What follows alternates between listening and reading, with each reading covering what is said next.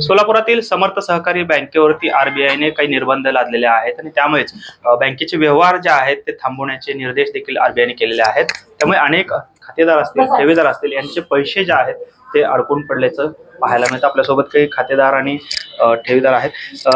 ताई, तुम्ही सांगा काय तुमची समस्या आहे, एकंदरीत तुमच्या कशा पद्धतीने अडचण आता ह्या बँक बंद असल्यामुळे झालेले काय? मी सौ किरण नरेश मोहिते, मी रिटायर मुख्याध्यापिका आहे, परंतु मी राष्ट्रवादी जिल्हा उपाध्यक्ष महिला आघाडी आहे आणि मी माझ्या स्टेट बँकेत सॅलरी असल्या कारणाने काही जामीनदारांनी माझं लॉक केलं होतं तिथं। मग मी काय केलं, मिस्टरांच्या खात्यावरती पैसे आजच्या 3 वर्ष झालं माझे सगळे अकाउंटला मिस्टरांचे घेते आणि फोन पे, गुगल पे द्वारे इतर माझे प्रापंचिक अडचणी, घर भाडं, लाईट बिल, माल, मी सगळं हे त्यातून करते।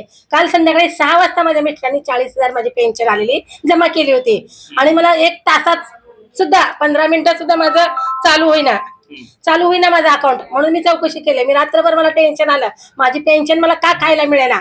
मग सकाळी हे सगळं पेपरला बघून मला खूप टेन्शन, बीपी वाढला। त्यांनी माझी पेन्शन द्यावी, मला माझं पेन्शन अडवायचा अधिकार कोणालाही नाहीये। पण मग तुम्हाला अडचणी काय येत आहेत पेन्शन तुमची? ते म्हणतात की आमचं आरबीआयने बंद केलं, आरबीआयने बॅन लावलं, आरबीआयने हे केलं।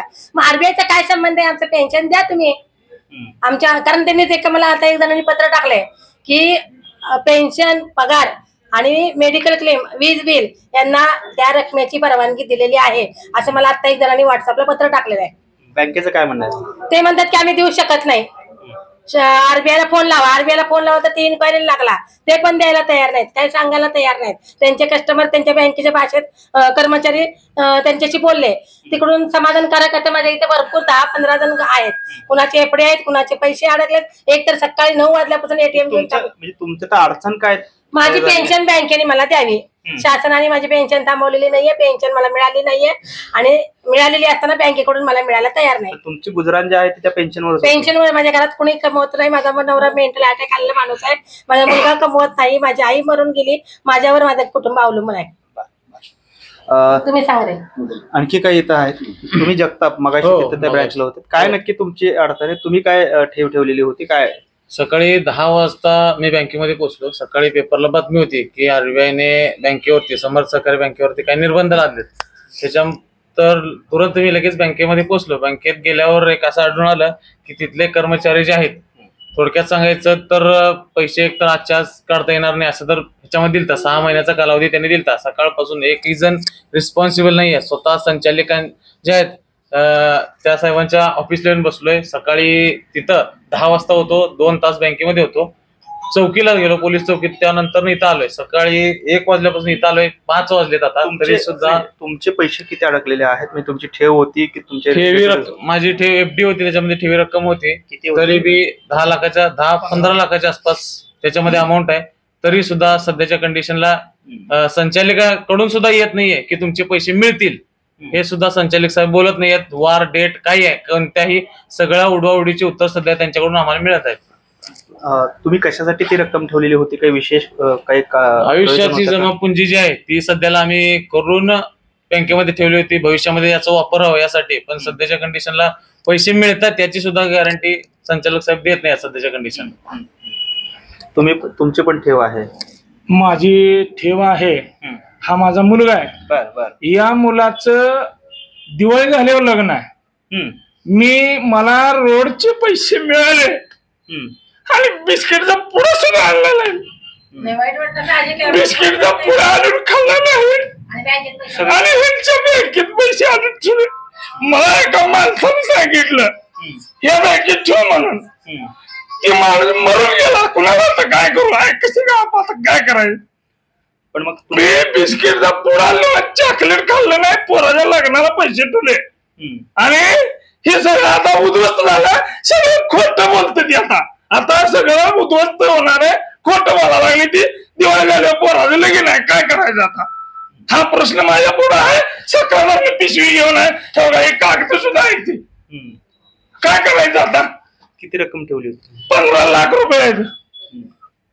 आता 1 रुपया तुम्हाला एक बी मिळणार नाही, आता कशाला लगीन करायचं? आता पोराचं लगीन आहे दिवाळी झाल्यावर। हा, आता माझ्यासारखी भरपूर जण असतील, पण माझी अडचण आहे, लग्न आहे, आता काय करायचं? हा, तुम्हाला कशाचे पैसे आलेले होते आणि मला रोडचे पैसे मिळाले ते 2017-18 साली सगळे पैसे याच्यावर आणून दिले आणि आता काय करायचं? किती वर्ष झाले ठेवली होती? 10-5-6 वर्ष झाली असते. मग काही त्याचं व्याज वगैरे काय? व्याज येत होतं महिन्याला. काय नाही, मला 2 महिन्याखाली कळलं होतं, पण मी माती खाल्ली. काय करायचं? एकानं मला सांगितलं होतं असं असं आहे बघ म्हणून, पण राहू दे, माझे पैसे अजून अडवले नाही तर राहू दे म्हणले. कर्मचारी सुद्धा 2 लाख रुपये काढा लागलो होतो, राहू दे, पैसे घरी नेऊन काय करणार आहे म्हणले. म्हणलं पोराचं लगीन आहे म्हणून लागायचे होते. पाहतोय खरं तर अनेक कथा पाहायला मिळत आहेत. तर आता हे सर्व ठिया जो आहे तो या बँकेचे चेअरमन आहेत दिलीप पात्रे त्यांच्या केबिन मध्ये त्यांनी मांडलेला आहे. आणखी काही ठेवीदार आहे. तुमचं काय म्हणजे ते ठेव आहे की तुमची काय पेन्शन येते जमा? काय फिक्स डिपॉझिट आहे मुलीच्या नावावरती, मुलगीने ठेवलेली आहे. ते कमीत कमी 9.5 लाख रुपये बँकेत ठेव आहेत आणि चालू खात्यामध्ये 80,000 रुपये रोख आहे. ठेव किती ठेवलेली होती? तर ती कशासाठी ठेवली होती? काल संध्याकाळी आणि आज सकाळी सुद्धा त्यांनी ते पैसे ट्रान्सफर करण्याच्या हिशोबाने अकाउंट ओपन करून बँकेतून मोबाईलवरून फोन कॅश ट्रान्सफर करण्याचा प्रयत्न केला, पण ते कॅश झाली नाही. त्यानंतर दुपारी 1:30च्या बातमीनंतर आम्हाला कळालं की असे बँकेवरती RBIचे निर्बंध आलेले आहेत. त्यावरून आम्ही आता बँकेत आलेलो आहे. परंतु बँके मॅनेजर अध्यक्षांनी बाहेरच बोर्ड लावून ठेवलेला आहे की इथे चिंतकांनी सहकार्य करावे, पाठीशी राहावे, बँक सहकार्य करा, तुम्ही सहकार्य करा म्हणून.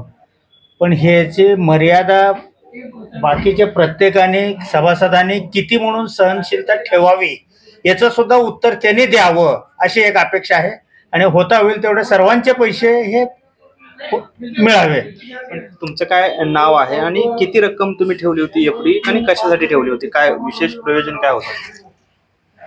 मुलीच्या नावाने ठेवलेली, मुलगी ठेवलेली. किती ठेवलेली रक्कम? 9.5 लाख रुपये.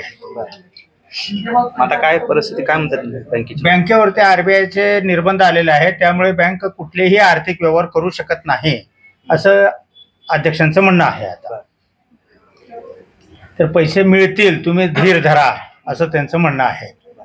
पण त्याचं ते काय टाइम लिमिट त्यांनी सांगत नाहीत, ते त्यांनी सांगावं. आणि तसे लेखी हमी तर द्यावी प्रत्येक सभासदांना, जे आता सध्याला इथं आहेत हजर, त्यांना तर कमीत कमी सांगावं की बाबा इतके दिवसात आम्ही तुमचे पैसे देऊया. आपण पाहतोय सर, खरं तर अनेक लोक आहेत, अनेक लोकांच्या वेगवेगळ्या कारणांसाठी त्यांनी पैसे ठेवले. खरं तर गेल्या अनेक वर्षापासून आपली देखील बँक सर्वसामान्यांसाठीची बँक म्हणून प्रचलित आहे. अचानकपणे नक्की कशामुळे हा सर्व अडचण निर्माण झालेली आहे? काय नक्की कारण आहे यासाठी? मला वाटतं आपण तुमच्या बँकेला सकाळी पण मी मुलाखत दिलेली आहे, त्या सविस्तर कारणांचा उल्लेख केलेला आहे.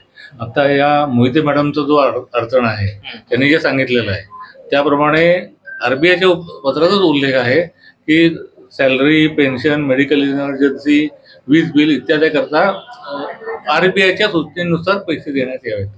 तेव्हा ते RBIची सूचना प्राप्त करण्याचं आम्ही त्यांना पत्र पाठवलं की तुम्ही आम्हाला गायडन्स द्या, त्याप्रमाणे आम्ही पैसे देऊ. त्यामुळे यांचे पैसे ताबडतोब मिळू शकतील. त्याला फक्त आम्हाला RBI कडनं तेवढे गायडन्स घ्यायचा आहे फक्त. एकतर ते लेखी देतील किंवा त्यांचा माणूस येईल तो त्याचा इंटरप्रेट करून लगेच देईल, पण त्या पत्रातच नमूद आहे अटीमध्ये की हे पैसे देता येतील म्हणून. त्यामुळं सॅलरीवाल्यांनी, पेन्शनवाल्यांनी किंवा इमर्जन्सी, मेडिकल इमर्जन्सी त्यांनी घाबरायचं कारण नाहीये. त्यांची सोय लगेच होऊन जाईल याच्यामध्ये. फक्त याच्यातलं काय आहे, हा मी एक तारीख सांगून करू असा प्रश्न नाही आहे. आपण रिझर्व्ह बँकेवर अगदी एक्सटेन्सिव्ह फॉलोअप करतोय. आपली माणसं तिथं बसून हे सगळं करतायत. आपण त्याचा सगळे अडचण पाठवते की सगळे सामान्य कुटुंबातले साच्यातले याच्यावर गुजराण करणारे लोक आहेत, याच्यावर पगार आहे, याची दिवाळी आलेली, तर या गोष्टी ताबडतोब तुम्ही आम्हाला द्या असं आपण फॉलोअप करतो. त्यांच्याकडून तो आम्ही पॉझिटिव्ह रिस्पॉन्स अपेक्षित करतोय. तो येईल आणि तो आम्ही करून घेऊ निश्चितपणे याच्यामध्ये. पण मग खरं तर आता अनेक लोकांची लग्न विशेषतः ह्याच्यावरती काढलेले, कारण मी 2 ते 3 ब्रँचमध्ये फिरलो, तिथे देखील अशाच पद्धतीचे लोक मला भेटले की मुलाचं लग्न आहे, महिन्याभरात लग्न आहे म्हणून आम्ही आधीच पैसे साठवून ठेवलेले होते. अशा लोकांसाठी काही होऊ शकतं का किंवा एकंदरीत किती कालावधी लागू शकतो? सांगतो हे बघा, आता हे जे त्यांनी आपल्यावर ऍक्शन घेतलेली आहे याला एक अपील आहे परत. रिव्ह्यू आहे याचा. आम्ही तो रिव्ह्यूचं ऍप्लिकेशन करतोय. आता कालच आलेलं आहे. सगळ्यात बरोबर बसून सगळं बोलून तो रिव्ह्यू ऍप्लिकेशन ड्राफ्ट करून की ज्या ज्या कारणाकरता घेतलं ही कारणं चुकीची आहेत. बँकेची एवढी आर्थिक स्थिती चांगली आहे, आपल्याला मी सकाळी सांगितलेलं आहे की त्याच्यामध्ये नवीन ह्याच्याबरोबर आपल्याकडे 125 कोटीची इन्व्हेस्टमेंट आलेली आहे. बँकेला आता डिपॉझिटरचे पैसे द्यायला कोणतीही अडचण नाही, कसलीही अडचण नाही. आणि आजपर्यंत जसे लोक म्हणतात की 4 वर्षात अनेक वेळेला आम्ही ऐकलं, 4 वर्षात एकाही खातेदाराचं एकाही डिपॉझिटरचं आपण डिपॉझिट दिलं नाही अशी एक सुद्धा केस नाहीये. कधीही आपण डिपॉझिटरचे पैसे हे थांबवलेले नाहीत, आत्ताही थांबणार नाहीत. रिझर्व्ह बँकेकडनं आपण फक्त सूचनेची वाट बघतोय. सूचना घेऊन प्राप्त करून आपण सगळ्यांच्या अडचणी सॉल्व्ह करू आणि बाकीचे निर्बंध आहेत ते निर्बंध आपण अपील करून त्याच्यावरून आता रिलीफ घेऊन आपण हे निर्बंध सुद्धा उठवू. त्याच्याकरता आपण खूप कसोशीने प्रयत्न करतोय. फक्त त्याची वेळ जी आहे ती आता आपण कमिटमेंट लिहून देऊन मी काही देऊ शकत नाहीये. आपण जास्तीत जास्त लवकर उद्या 15 आणि 10 दिवसात करण्याची आपली इच्छा, 8 दिवसात करण्याची इच्छा आहे. कितपत लवकर होतं हे त्या लोकांनी तेवढा रिस्पॉन्स देणार म्हणे, पण तेही लोक रिस्पॉन्स देतील. आपलं तेवढा परफॉर्मन्स आहे आणि उरलेल्या परफॉर्मन्स म्हणजे उरलेलं पुढे जे आपण प्लॅन दिलेला आहे त्या संपूर्णची इन्व्हेस्टरची पण हमी आपल्याकडे आहे. मग बरेच लोक किंवा बरेच ठेवीदार, अनेक खातेदार आहेत ते असं म्हणतायत की काही ठराविक लोकांच्या ठेवी असतील, पैसे असतील ते त्यांनी गेल्या काही दिवसांमध्ये काढून घेतलेले आहेत, त्यांना ते दिले गेले, मात्र आम्हाला ते दिले गेले नाहीत. आम्हाला कुणकुण होती या गोष्टीची, असं काही झाले का? ठेवी एकदम कमी झाली. अशी कुणकुण एक मुळात अशी ऑर्डरची कुणकुण कोणालाही नव्हती, आम्हालाही नव्हती. आणि अशा प्रकारे कोणाला तरी बोलून तुझे पैसे घेऊन जा अशा प्रकारचा कसलाही व्यवहार बँकेने केला नाहीये. कोणीही ते सिद्ध करून द्या असं प्रकारचं केलेलं नाहीये आणि असं कोणाचा भेदभाव करायचा नाही. आणि आता याच्यानंतर कोणाला देणं शक्य नाही. आणि याच्या आधी रेग्युलर आज सकाळी सुद्धा, काल सकाळी सुद्धा 5 कोटीचा नवीन डिपॉझिट आला. म्हणजे लोकांपर्यंत सगळ्या गोष्टी पॉझिटिव्ह होत्या आणि आपल्याकडे सरप्लस लिक्विडिटी जवळ 60-70 कोटी आहे. खरं तर सर हे खूप चांगल्या स्थितीत आहे असं आपण म्हणताय. पण मग आता समजा हे निर्बंध उठले समजा या आठवड्याभरामध्ये, तर पुन्हा मग बँक कशा पद्धतीने उभारी घेऊ शकते? कारण लोकांचा विश्वास जो आहे तो कुठेतरी त्याला तडा पोहोचलेला आहे. कसं मार्ग काढणार भविष्यकाळात? हा एक प्रश्न आहे, पण तो आम्ही सॉल्व्ह करतोय. त्याच्या पद्धतीनेच आम्ही ते निर्बंध उठवून घेऊन त्याच्याबरोबर त्याचे जेवढं काही लोकांचा आता आउटफ्लो होण्याची शक्यता आहे तेवढी लिक्विडिटी आम्ही मेंटेन करतो. म्हणजे आम्ही असं धरतो की एवढी रक्कम सभासद लोक काढून घेतील, परत नंतर ठेवतील, हा भाग वेगळा. पण त्याचा बँकेत लोकांना म्हणून तेवढ्या ह्याची रकमेची सोय आम्ही करूनच हे सगळं करतो. काही आरबीआयचे काही निर्बंध जे आहेत ते आले आणि त्यामुळे अनेकांचे स्वप्न जे आहेत ते आता केवळ स्वप्नच राहतात की काय, असा प्रश्न या लोकांच्या आणि ठेवीदार खातेदारांच्या मनामध्ये उपस्थित झालेला आहे. कॅमेरामन अनिल कांबळेसह सागर सुरवसे, TV9 मराठी, सोलापूर.